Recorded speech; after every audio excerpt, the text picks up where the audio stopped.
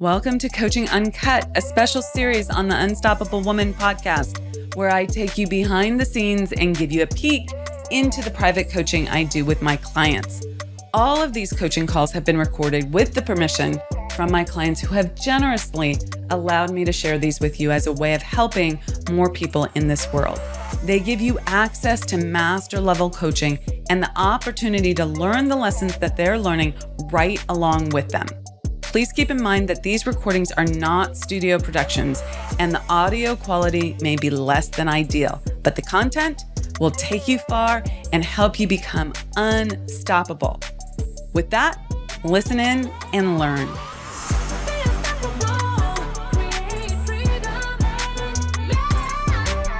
Hey there, how are you? I am fine. I'm fine. Not awesome, but fine. Okay, how can I help? That sounds a little, there's something underneath that. So you want to share? Yeah. So I don't know how this is going to be related to business, but I feel like there's some connection and it's on my heart. So I'm just going to share it and then you can work your magic. So we went to a wedding on the weekend and I'm realizing that although I love weddings, I find them emotionally very triggering. Like I have like a sadness that comes with them. And I think it's about like, I walk away just sort of being like, oh, look at them, full of expectations and optimism. And then I'm like, not all things in life are going to go how you expect. And then I just sort of get sad. This is fairly consistent with weddings. And has that happened just recently or has that happened for the last 20 years of your life? Pretty much that's a long-term thing. Okay. But it's more so with age or whatever. Okay. So the investigation where I would like to go with this is to identify whether this is a belief that you're holding in your subconscious mind about yourself, others, the way the world works, that is causing you this disappointment, this forlornness, maybe, this sadness, right? Or if this is a result of first marriage not going exactly the way you wanted it to go, to say the least, and second marriage having some fabulous things about it, but also having some things that you're unresolved about. That are really hard. That are really hard, yes. So, and it could be a combination therein. So I would like to explore that. Do you have a sense yourself? Option B speaks to me more than the belief, but I'm not saying that I don't hold some sort of belief. I just don't know what it would be. Okay.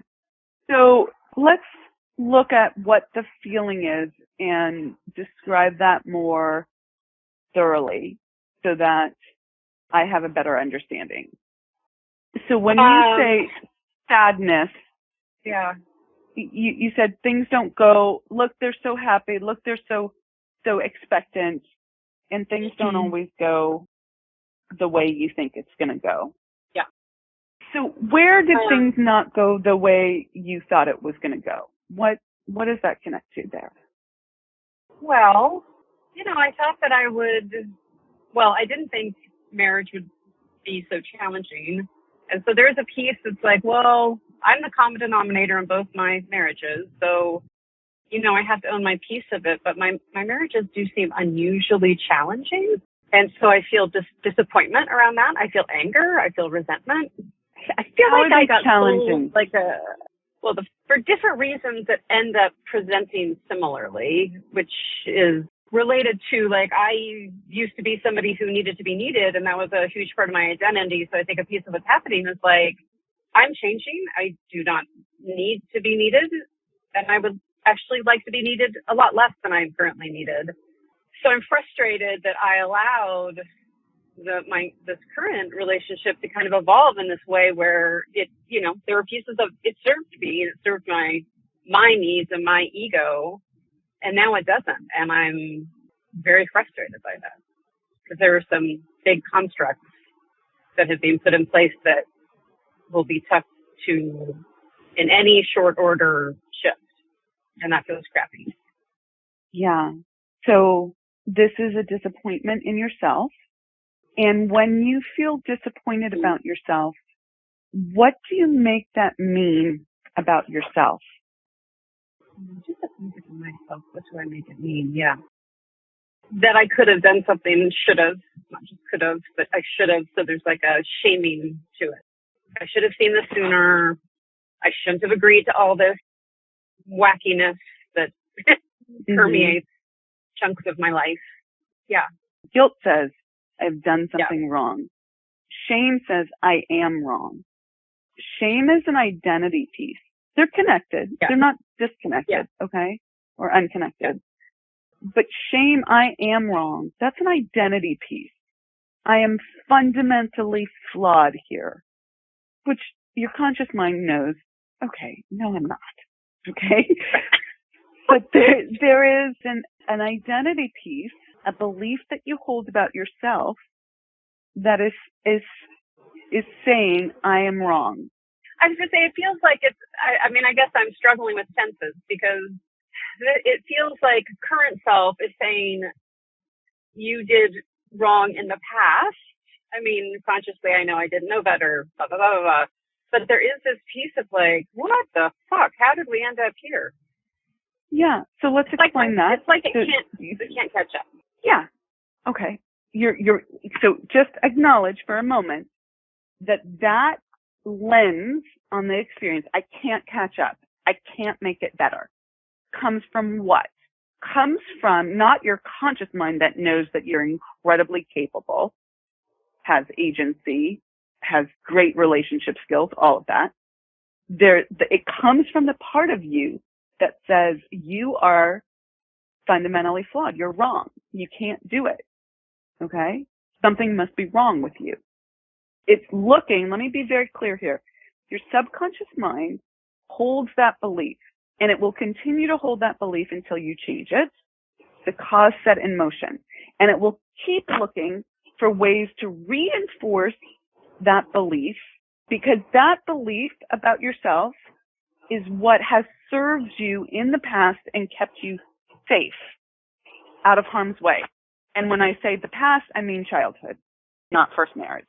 Okay? So this was a coping strategy for survival at one point. I could not let me break it down very clearly here.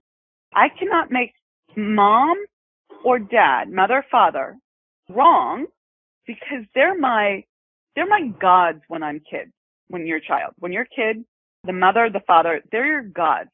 Even if they're abusing you, they're your gods. It's where you know your survival comes from. It's not entirely true, but often it is. Okay? When you were a wee young infant, if there was no one there to feed you and take care of you, you would die. And even into childhood, that's true, despite social services, right? So when you want something and you don't get it, your mind makes the decision, not necessarily rationally, because your rational mind has not kicked into gear yet at that very young age, that it can't be them, it has to be me. Because them is where food, love, safety comes from. Survival. Okay? Right. So we build an identity that says, I must be wrong. And guess what? We survive that. And your subconscious keeps playing that out and finding places to affirm that identity until you change it. And there's layers to this. Okay, there's layers to this. I'm curious about whether you have any sort of I'm unlovable theme playing out. I'm thinking. I think I must, maybe. I don't want to project. Yeah. However, I don't know, I will say that I have that I am wrong, and then like the next layer up, very close to that core wound, is I'm unlovable. And I think those two things often, though not always, go hand in hand. I wonder if it's not that I'm unlovable, because I don't struggle a lot with that. I think I'm pretty darn lovable. It's going back to that I'm lovable if I do all the things. And Correct. I think okay, so that's not, inner so that's subconscious not rebellion happening against, like, I am resentful of everyone who expects things from me these days, which is not fair to them. I just want to acknowledge that this is not fair. But it's pretty active, because now I'm like, oh my God, you, like, even at the wedding, you know, and I went off and was talking to somebody else, and they're like, where'd Erica go? Where'd Erica go? You know, because I was the one getting everybody out on the dance floor, because I love dancing. And then I was like, oh, y'all can organize yourselves onto the dance floor. Like, why do I have to play this role? So you're recognizing that it was conditional love, not unconditional love. That's the story that I'm still unraveling for myself. Yes. Okay, so I'm gonna ask you to go and cogitate on this, feel into this, think into it. That's not feeling lovable. Okay. The conditional love is I am not lovable for who I am. I have to do something different to be lovable. I have to do something for you to be lovable. Mm-hmm. And therefore, I will do things like make agreements with my husband about certain things that I'm not actually okay with, because I have a belief that I'm not lovable. I have to do things to be lovable. And also, like, this is where being so uber capable presently irritates or angers me, depending on what the thing is, because, you know, there's that belief, and then I can do so many things well that I could make things happen that most people just don't or can't. Yeah. The thing that you need to know is this is about being super capable is fantastic, and we need to help you step into your feminine, okay? Not lose the masculine essence that you have, which is very directed and focused and task-oriented and, you know, has good project management skills, all of that, okay? Yeah. We need to help you step into the feminine, which allows you to receive more, okay? Yeah. And be taken care of, okay? Mm-hmm. Okay. When you're ready for freedom, you find the courage to scale. And you better get ready for our next Income Breakthrough Summit, which is going to be off the charts.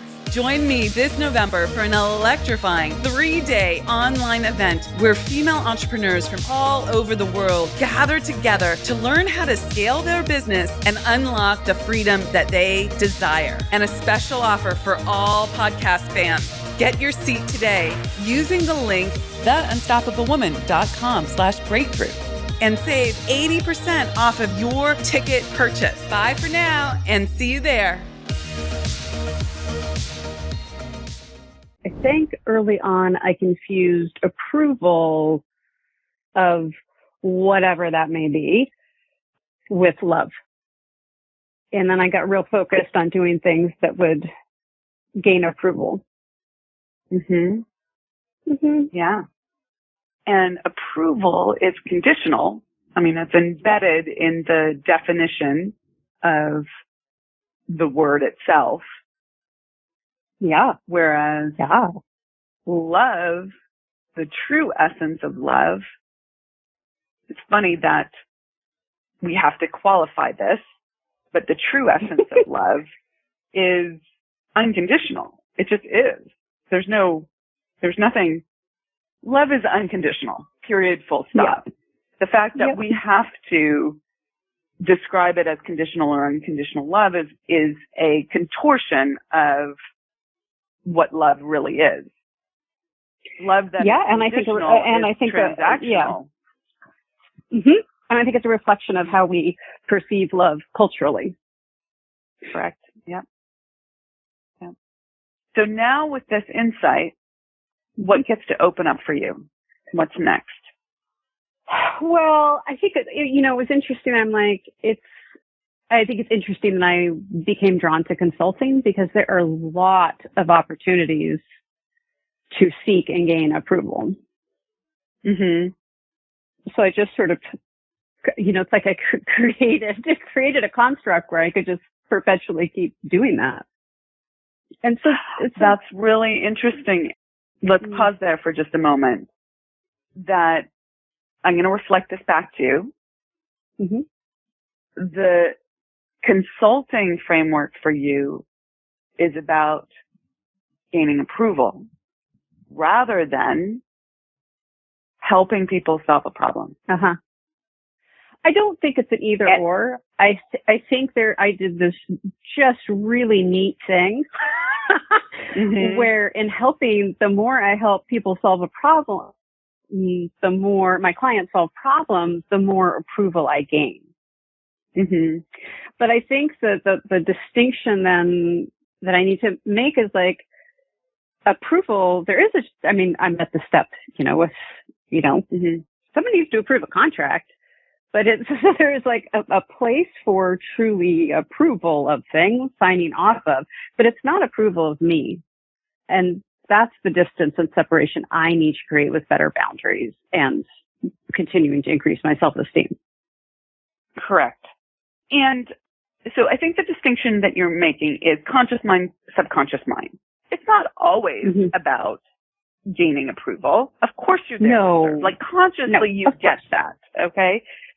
However, your subconscious mind that is driving the show, driving the car, okay, making all the decisions, whether you consciously know it or not, is engaged in this relationship for approval.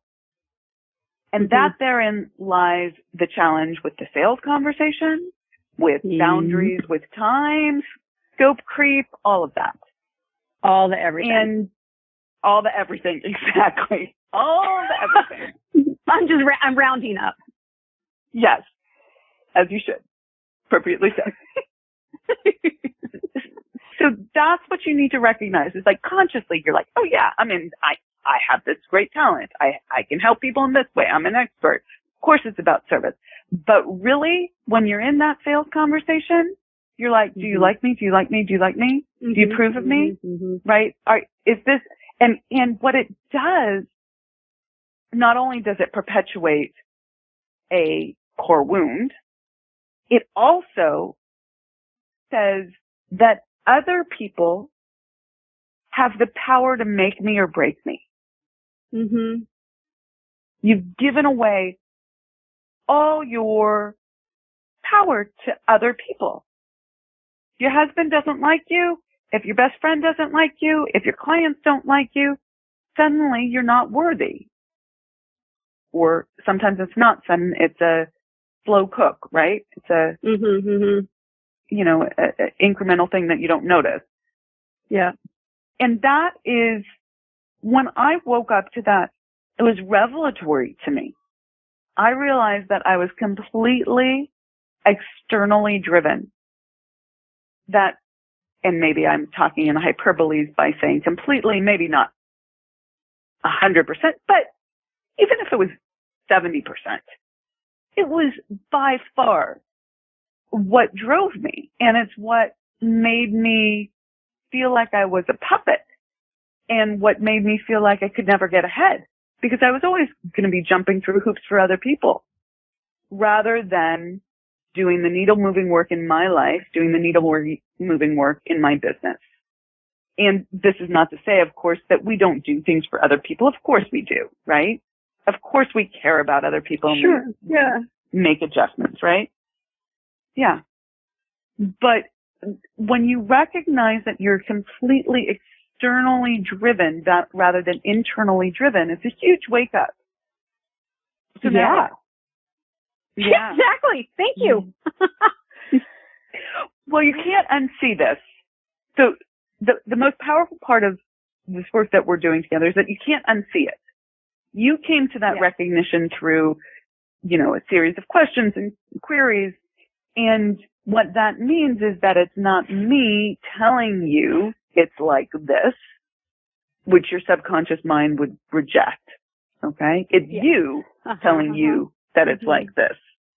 And now you need to do constant spaced repetition on what you actually desire and you have to continue. You've already started the process, and now you must continue to take action from a place of clarity about what you want, what drives you internally versus external drivers. And this is going to rock your world. Beware. Yeah. Yeah. I know. I just like, yeah, if you could see when I made this face when you were talking, this like, yeah. Yeah. Like this is going to be rough before it's smooth. Correct. Face. Okay. So a lot of grace, a lot of compassion. And it is huge. It is a huge shift to make. Now you will start seeing, I'm going to use my words, not your words, but like you being the jumping monkey, right? All over the freaking place. And you're like, oh my God, look at me. I'm just totally reactive to what everyone else is saying and doing. And it's going to be like, oh my God, I had no idea. So now you're going to see it everywhere. And you have to shift your response in the moment and take different action, even though it's going to be conflicting, challenging. You're going to want to come up with excuses, reasons why it's totally fine to jump, all of that. Mhm. Yeah.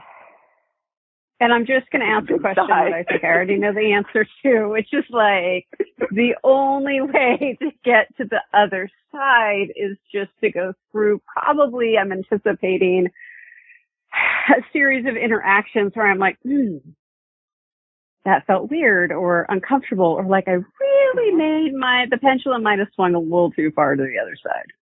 Uh-huh. Yeah, because you don't know. Okay. You don't have any, you don't have a compass for this, or maybe that's not the right tool, but you don't have the calibration yet. And you need to recalibrate. And a few tips on this. You always have, there's always a do-over.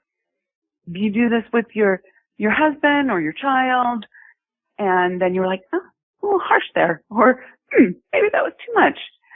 Then you can go back and you can be like, hey, I need to adjust what I said. This is what I meant. Please forgive me if that came out the wrong way. Yeah. Without, falling over backwards or anything.